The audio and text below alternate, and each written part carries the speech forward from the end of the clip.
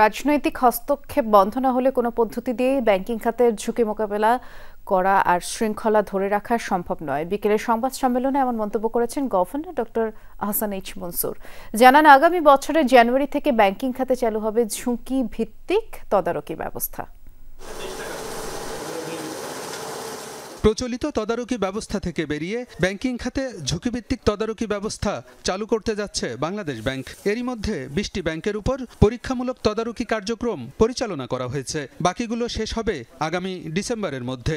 সংবাদ সম্মেলনে গভর্নর বলেন, এর মাধ্যমে ব্যাংকের ঝুঁকি চিহ্নিত করে তা মোকাবেলায় সক্ষমতা বাড়বে। এটি কার্যকর হবে আগামী বছরের জানুয়ারিতে।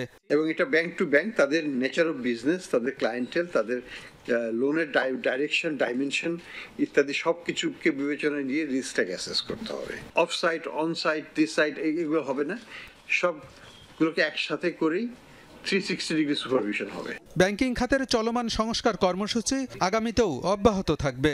তবে রাজনীতিতে গুণগত পরিবর্তন না আসলে কোনো পদ্ধতি দিয়েই ঝুঁকি নিয়ন্ত্রণ সম্ভব নয়। পলিটিক্যাল রিস্ক কমানোর জন্য পলিটিক্সকেই শুদ্ধ হতে হবে। পলিটিক্সকে অশুদ্ধ রেখে পলিটিক্যাল রিস্ক কমানো যাবে না। বাংলাদেশ ব্যাংককে কতখানি অটোনমি দেওয়া যায় সেটা নিয়েও আমরা চিন্তা করছি। সরকার যদি তার মানসিকতা পরিবর্তন না করে কোনো ইনস্টিটিউশনে রক্ষা পেতে পারে না, সেটা আমরা দেখেছি গত 15 বছরে। গভর্নর বলেন, তথ্যের ভিত্তিতেই ব্যাংক একীভূতকরণের উদ্যোগ নেওয়া হচ্ছে। কোনো ব্যাংকের সক্ষমতা না থাকলে তাকে সরকার অধিগ্রহণ করবে। তবে প্রতিটি ব্যাংকের সাথে এ বিষয়ে আলোচনা হবে।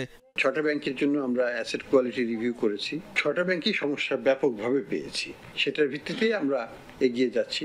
তারপরেও আমরা এক্সিম ব্যাংক এবং প্রত্যেকটা ব্যাংকের সাথে আলাদাভাবে বসবো, তাদের বক্তব্যটাও শুনবো। যদি আমাদেরকে বোঝাতে সক্ষম হয়, আমরা অবশ্যই আমাদের নিজস্ব মত আমরা পরিবর্তন করব।